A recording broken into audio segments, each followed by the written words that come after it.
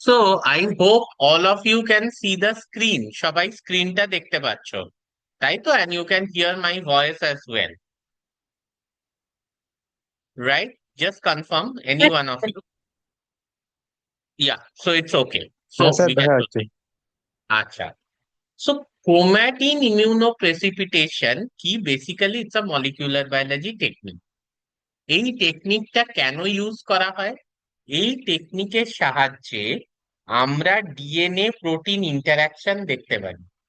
তোমাদের নেক্সট প্রশ্ন হবে যে স্যার সেটা তো আপনি এমসা মানে ইলেকট্রোফোরেটিক মোবিলিটি শিফট অ্যাসে বা যেটা তারপর হচ্ছে ডিএনএ ফুটপ্রিন্টিং, সেটার সাহায্যেও দেখেছিলেন। তাহলে নতুন করে কি দেখছেন?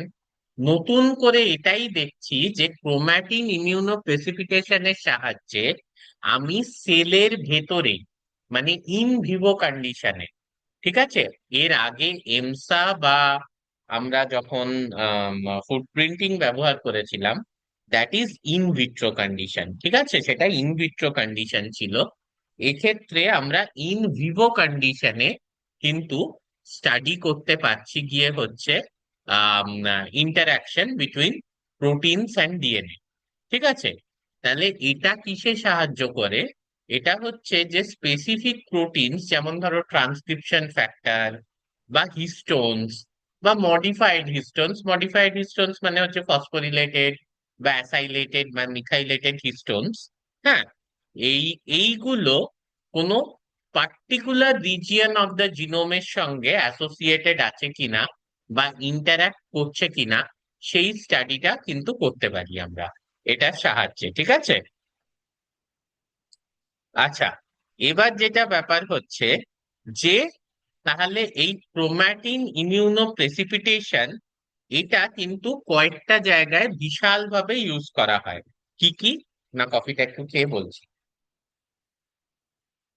যে জিন রেগুলেশন স্টাডিজ, এক্সপ্রেশন কিরকম হচ্ছে এপিজেনেটিক্স, মানে এক্সপ্রেশন অফ জিন controlled at the epigenetic level. তার মানে হচ্ছে হিস্টোন মডিফিকেশনের সাহায্যে ইউক্রোমাটাইজেশন, হেটেরোক্রোমাটাইজেশন এইগুলো করে যখন জিন রেগুলেশনটা কন্ট্রোল হচ্ছে, কোন ট্রান্সক্রিপশন ফ্যাক্টর কোথায় বাইন্ড করছে স্পেসিফিক ডিএনএ তে, হিস্টোনে কি কি মডিফিকেশন হয়েছে, বা ক্রোমাটিনটা রিমডেলড হয়েছে কিনা, ওই যে বললাম ইউক্রোমাটাইজড বা হেটেরোক্রোমাটাইজড হয়ে গেছে কিনা, কন্ট্রোলিং দা জিন এক্সপ্রেশন।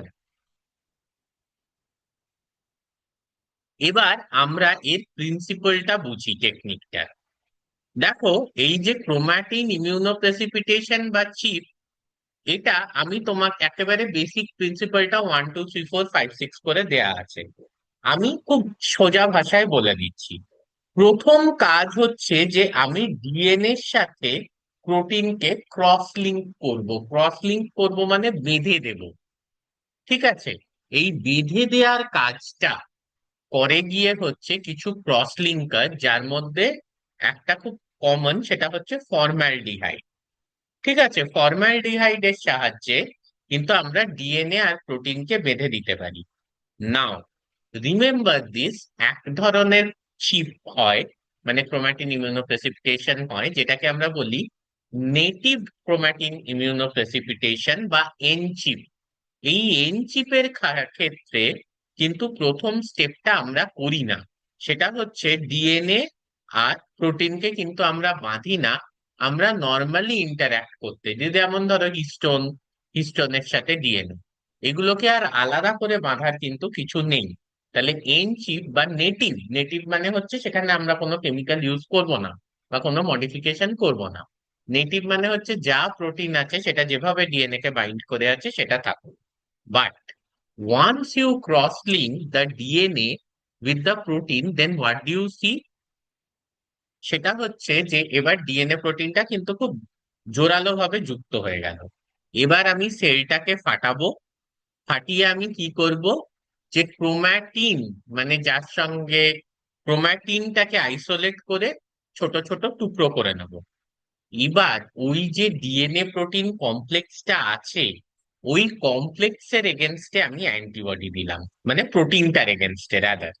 ঠিক আছে, তাহলে অ্যান্টিবডি প্রোটিন ডিএনএ কমপ্লেক্স তৈরি হলো, যেটাকে এবার আমি প্রেসিপিটেট করে নিলাম।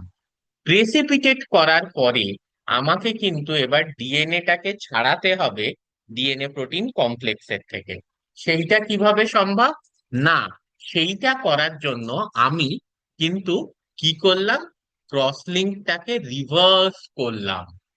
ঠিক আছে, মানে প্রোটিন আর ডিএনএটা যে বেঁধে ছিল, এবার ওই বাঁধনটাকে খুলে দিলাম। ফলে আমি ডিএনএ এর ফ্র্যাগমেন্ট গুলো পেয়ে গেলাম।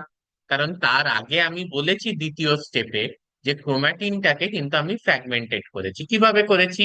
সনিকেশন বা নিউক্লিয়াসের মাধ্যমে, সেটা আমি বলবো।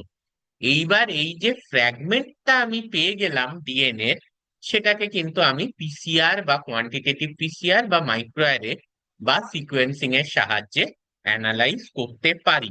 তাহলে একটু কমপ্লেক্স হলেও এটা হচ্ছে গিয়ে প্রিন্সিপাল। আমরা প্রত্যেকটা স্টেপ দেখব, কিন্তু তার আগে আমি তোমাদের কাছে আগ্রহ করব যে এই যে ডায়াগ্রামটা আছে ক্রোমাটিন ইমিউনোপ্রেসিপিটেশনের, এটা একটু মনে রাখার জন্য। যে প্রথমে আমি ক্রস লিঙ্ক করলাম ডিএনএ আর প্রোটিনকে, তারপর আমি সেল লাইসিস করলাম। এটা এত কঠিন হবে না, কারণ আমরা তো প্রত্যেকটা স্টেপ দেখব। তারপরে ক্রোমাটিন ফ্র্যাগমেন্টেশন করলাম, তারপরে অ্যান্টিবডির সাহায্যে ডিএনএ প্রোটিন কমপ্লেক্সটাকে আমি কিন্তু ধরে নিয়ে প্রেসিপিটেট করে দিচ্ছি। যেহেতু অ্যান্টিবডির সাহায্যে প্রেসিপিটেট করছি, তাই জন্য প্রসেসটাকে বলা হচ্ছে ইমিউনো প্রেসিপিটেশন। এবার আমি ওয়াশ করলাম যাতে কোনো আনবাউন্ড নন স্পেসিফিক কিছু না থাকে DNA.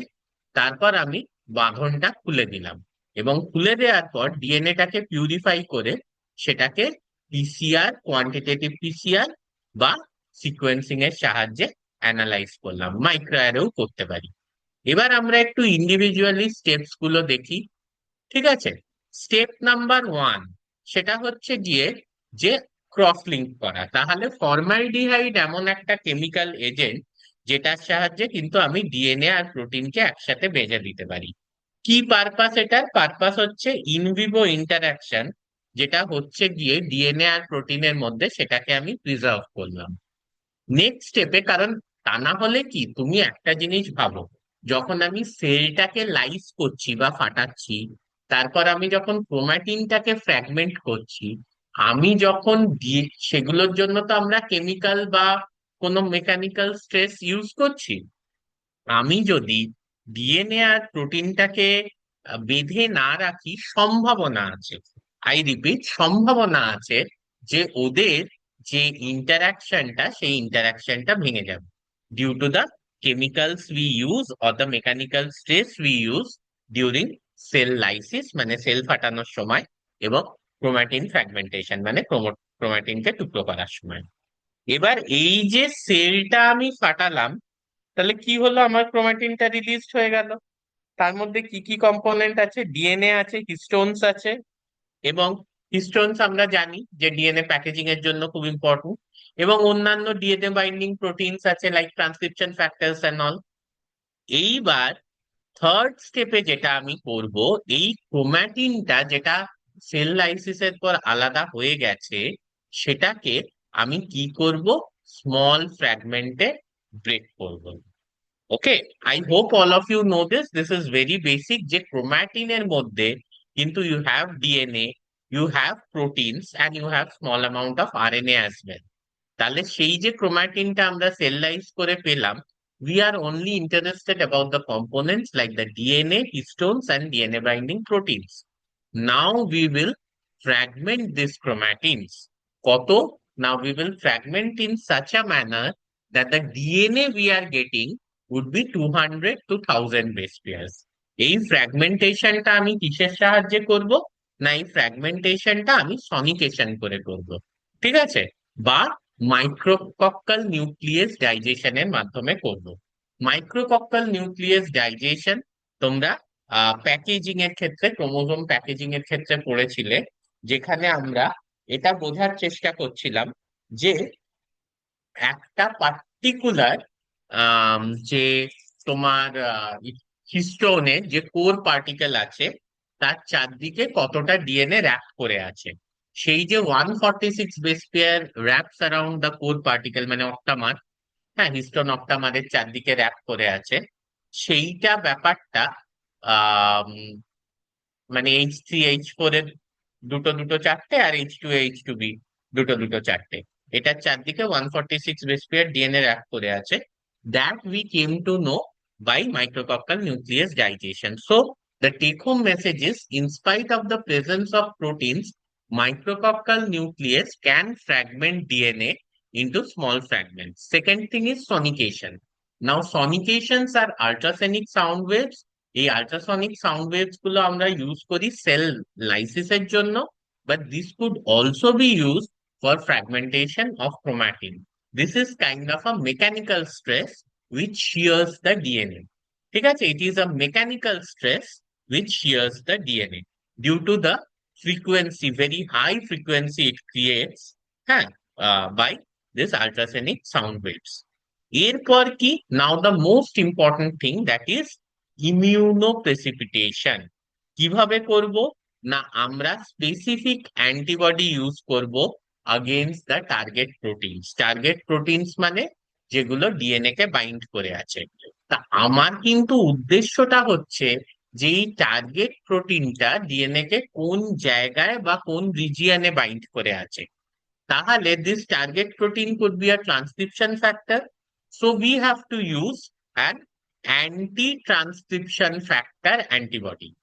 This target protein could be a histone or a modified histone যেটা acetylated বা deacylated বা methylated বা phosphorylated, so we have to use an anti-histone modification antibody। ঠিক আছে, তা এইগুলোর সাহায্যে আমি কি করছি না, এইগুলোর সাহায্যে ডিএনএ প্রোটিন যে কমপ্লেক্সটা আছে সেই কমপ্লেক্সটার সাথে আমি একটা অ্যান্টিবডিকে রিয়াক্ট করাচ্ছি। Now how do I precipitate or capture this antibody protein DNA complex?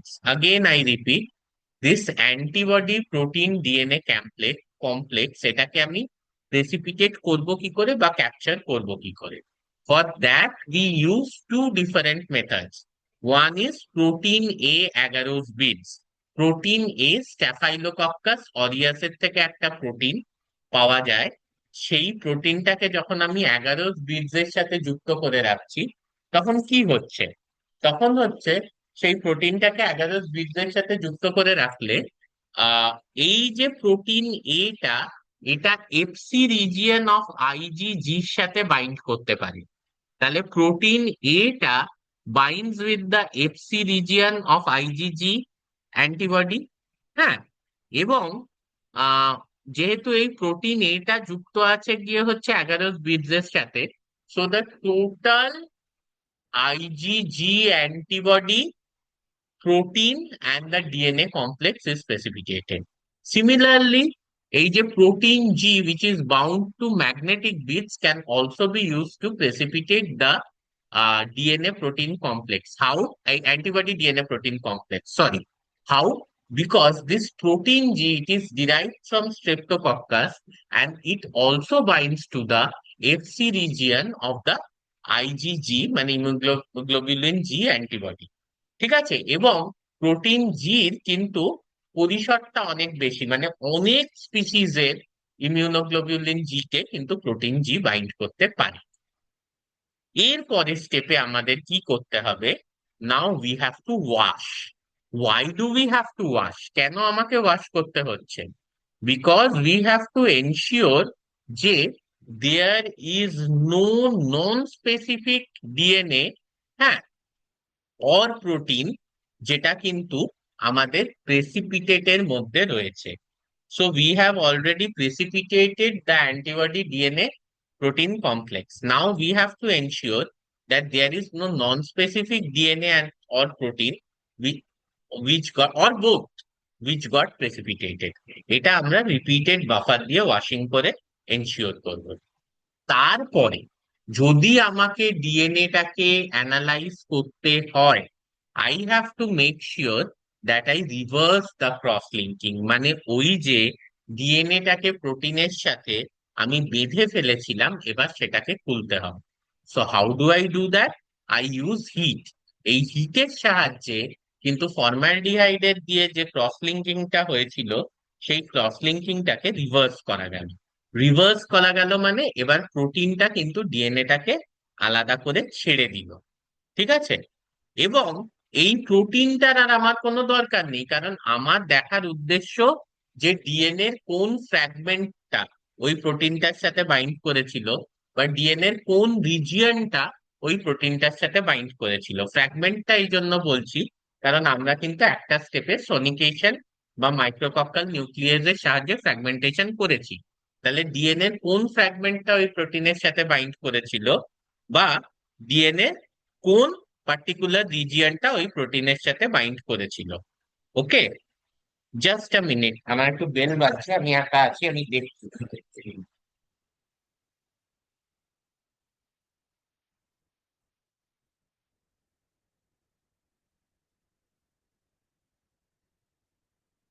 না, ইটস ওকে, কেউ আসেনি। ওকে, এইটা একটু আমার, এইটা কিন্তু আমার দেখারটা উদ্দেশ্য, যে কোন ফ্র্যাগমেন্টটা বা কোন রিজিয়নটা বাইন্ড করেছিল প্রোটিনের সাথে। তাহলে এবার after the protein is removed by protease digestion, DNA is purified. DNA purification কি করে? না, নর্মাল যে প্রসেস গুলো তোমরা ডিএনএ পিউরিফাই করেওছো, it could be by phenol chloroform extraction. এটা হয়তো তোমরা করবে শুক্রবার, কারণ ম্যাডাম বলছিলেন, মানালি ম্যাডাম, যে উনি প্লান্ট ডিএনএ আইসোলেশন করাবেন। It could be by using spin columns, hmm, যেটা তোমরা করেছো, স্পিন কলমে বহুবার ডিএনএ পাস করিয়েছো, এবং ইথানল প্রেসিপিটেশন। এই তিনটে যে কোনো মেথডের সাহায্যে কিন্তু আমরা ডিএনএ কে পিউরিফাই করতে পারি। ঠিক আছে? ইথানল প্রেসিপিটেশন কিছুই না, জাস্ট ডাইইলেকট্রিক কনস্ট্যান্টটা কমিয়ে দিয়ে ডিএনএ এবং কোনো একটা সল্টের যে আয়ন পেয়ারটা সেটাকে প্রেসিপিটেট করা, এইটুকুই। These are very easy processes, এবং এগুলো এক্সপ্লেন করাটা একটা কমপ্লিটলি ডিফারেন্ট জিনিস। এই এক একটা প্রসেস কিভাবে কাজ করে ওইটা আলাদা 1 ঘন্টা লাগবে এক্সপ্লেন করতে, আর তোমরা অনেকেই জানো কারণ তোমরা মলিকুলার বায়োলজি প্র্যাকটিক্যালও তো করে এসছো। আচ্ছা, এইবার যে ডিএনএটা আমি পিউরিফাইড অবস্থায় পেলাম, সেই ডিএনএটাকে আমি অ্যানালাইজ করব, আইদার বাই পিসিআর, মানে ইফ আই সাপোজ নো যে এই যে প্রোটিনটা, suppose it's a modified histone, it is binding to this region, so আমি কিন্তু based on that I can design primers and see the DNA I have required contains that particular region or not. Similarly, qPCR ও কিন্তু আমরা করতে পারি, chromatin immunoprecipitation followed by quantitative PCR। ঠিক আছে? That can also be done. Micro array analysis করা যায়, এবং obviously সেই, যদিও মাইক্রো অ্যারে অ্যানালিসিস এখন একটু ওল্ড টেকনিক হয়ে গেছে এখানে, and also we could do the sequencing of the DNA. ঠিক আছে? Using NGS. হ্যাঁ, এবার বলবে যে স্যার এই ইন্ডিভিজুয়াল টেকনিক গুলো তোমরা পড়েছো, কিউপিসিআর কি জানো, মাইক্রো অ্যারে কি জানো কি জানো না আমি জানি না, পিসিআরও খুব ভালো করে জানো, এনজিএস ও জানো। So these are nothing but these are techniques to analyze the purified DNA which you have recovered, or which was rather binding to the protein against which you have raised the antibody. Huh? Or the DNA which you have immunoprecipitated, or the region of chromatin you have immunoprecipitated. তাহলে এইটাকে analyse করার প্রসেসটা যা হবে সেটা কিউপিসিআর হতে পারে, সেটা মাইক্রো অ্যারে হতে পারে, সেটা হাই থ্রুপুট সিকোয়েন্সিং হতে পারে, এনজিএস হতে পারে।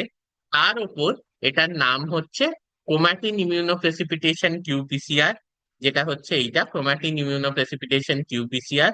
Or it could be chromatin immunoprecipitation chip, because microarray is done by a chip, so it is chip. Chromatin ইমিউনোপ্রেসিপিটেশনটাও চিপ, তারপরে microarray chip. Or it could be chromatin immunoprecipitation followed by sequencing, chipset. ঠিক আছে? তা এইটা যে কোনো analyse করার technique হতে পারে, but the thing is that we are analysing that what kind of DNA we are getting, what is the sequence of the DNA, are we getting the DNA that we are expecting by using the primers and in what quantity we are getting that DNA. ঠিক আছে? তো তারপর এই ছবিটা তো আমি তোমাদের explain করেই দিয়েছি। হ্যাঁ, এবার দেখো এখানে আমি যেটা তোমাদের শুরুতেই বলেছিলাম যে ক্রোমাটিন ইমিউনো প্রেসিপিটেশন কিন্তু দু ধরনের হতে পারে। একটা এক্স চিপ, এক্সটা হচ্ছে for cross linking, x is for cross, ঠিক আছে? তো এই ক্ষেত্রে কিন্তু ফর্মালডিহাইড ইউজ করা হচ্ছে এবং ফর্মালডিহাইড ইউজ করে ক্রস লিঙ্ক করা হচ্ছে প্রোটিনটার সাথে ডিএনএটাকে। ফলে there is no native condition here, মানে একদম যে নেটিভ কন্ডিশনে ডিএনএ প্রোটিন ইন্টারঅ্যাক্ট করছে সেইটা কিন্তু থাকছে না। তো এইটা ইউজ করা হয় for transient interactions. This is use for transient interactions, মানে যেগুলো কিছু সময়ের জন্য, যদি কোনো প্রোটিন ডিএনএর সাথে ইন্টারঅ্যাক্ট করে, সব সময় করছে না কিন্তু কিছু সময়ের জন্য করছে, তখন কিন্তু আমরা এক্স চিপ ইউজ করব। সাপোজ কিছু ট্রান্সক্রিপশন ফ্যাক্টরস, সেটা একটা টাইমের জন্য বাইন্ড করছে, কিন্তু সেটা তো সব সময় এরকম নয় যে ডিএনএ কে বাইন্ড করে থাকছে। when the transcriptional activity is not needed, it will not bind to the DNA, right? So সেইটা একটা। বাট তখন আমরা কিন্তু এই ট্রানজিয়েন্ট ইন্টারাকশন, ক্ষণিকের যে ইন্টারাকশন, তখন আমরা এক্সচিপ ইউজ করব। বাট যদি সব সময় বাইন্ড করে থাকে কোনো প্রোটিন ডিএনএ কে, সেক্ষেত্রে কিন্তু ক্রস লিঙ্কিং এর প্রয়োজন হবে না। সেটাকে বলা হয় নেটিভ চিপ বা এন চিপ। এটা কিন্তু ইউজ করা হয় গিয়ে হচ্ছে ফর হিস্টোন প্রোটিন ইন্টারাকশন বা হিস্টোন স্টাডিজ। তাহলে এবার হচ্ছে যে, যেটা প্রথম থেকে অনেকবার বলেছি but still I will repeat once more, এই যে ক্রোমাটিন ইমিউনো প্রেসিপিটেশন, এর অ্যাপ্লিকেশন কি কি আছে? Well, the first application is transcription factor binding sites. একটা ট্রান্সক্রিপশন ফ্যাক্টর ডিএনএ এর কোন জায়গাটায় বাইন্ড করছে সেটা কিন্তু খুব ইজিলি আমরা বুঝতে পারবো by sequencing that reaction. Next হচ্ছে এপিজেনেটিক স্টাডিজ, মানে gene expression controlled by histone modification like acetylation, methylation, phosphorylation. Just a minute, আমি দরজাটা খুলে আবার কন্টিনিউ করছি ক্লাসটা।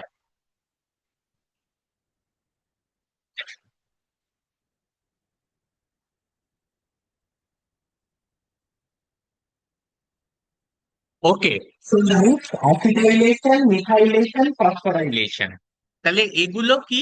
These are histone modifications. এখানে একটা জিনিস বুঝতে হবে, এই প্রত্যেকটা মডিফিকেশন কিন্তু জিন এক্সপ্রেশনকে রেগুলেট করে, not by changing the sequence of the DNA, but by regulating the packaging of the DNA with histones. মানে ডিএনএটা স্ট্রংলি বাউন্ড না loosely bound with the histones, সেটাকে রেগুলেট করছে। এবং we can have specific antibody for histones which are acetylated or methylated or phosphorylated or all of these three. মানে যদি একটা normal হিস্টোনকে যে অ্যান্টিবডি রেকগনাইজ করবে আর একটা অ্যাসিটাইলেটেড হিস্টোনকে যে অ্যান্টিবডি রেকগনাইজ করবে, ইট মে বি ডিফারেন্ট।